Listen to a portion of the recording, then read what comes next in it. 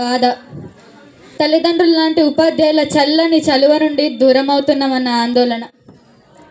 ఒక new phase of లైఫ్లోకి enter అవుతున్నామన్న ఆతృత, ఆనందం.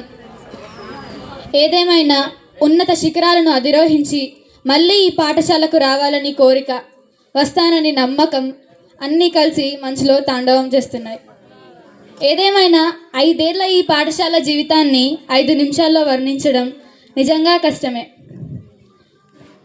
ముఖ్యంగా ఈ కుటుంబం లాంటి వాతావరణాన్ని వదిలి వెళ్తుంటే చాలా బాధ అనిపిస్తుంది. ఈ పాఠశాల నుండి ఒక్కొక్క టీచర్ ట్రాన్స్ఫర్ అయి రిటైర్ అయి వెళ్తుంటేనే ఎంతో బాధపడ్డాం. అలాంటిది ఒకేసారి మీ అందరినీ వదిలి వెళ్ళాలంటే మనసుకు కష్టంగా ఉంది. ఇన్నేళ్ళ మా పాఠశాల జీవితంలో మీరు మాకు చదువుతో పాటు సమాజ జ్ఞానాన్ని కూడా నేర్పించారు. మీరు నేర్పించిన ఈ జ్ఞానంతో ఉన్నత శిఖరాలను అధిరోహిస్తాను.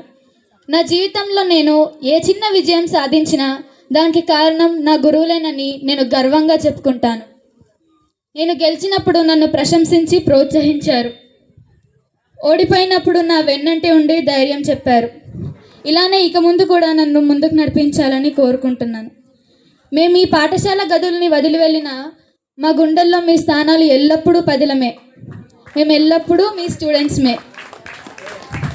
మరోవైపు మా ఫ్రెండ్స్ని వదిలి వెళ్తున్నాననే బాధ. ఒకే తల్లి కడుపులో పుట్టిన ఇంత అండర్స్టాండింగ్గా ఉండేవాళ్ళం కాదేమో. తోబుట్టుల కంటే ఎక్కువ అనుబంధం. ఇన్ని సంవత్సరాలుగా ఒకే బాటలో పయనించి ఇప్పుడు వేరువేరు బాటల్లో పయనం మొదలుపెట్టబోతున్నాం.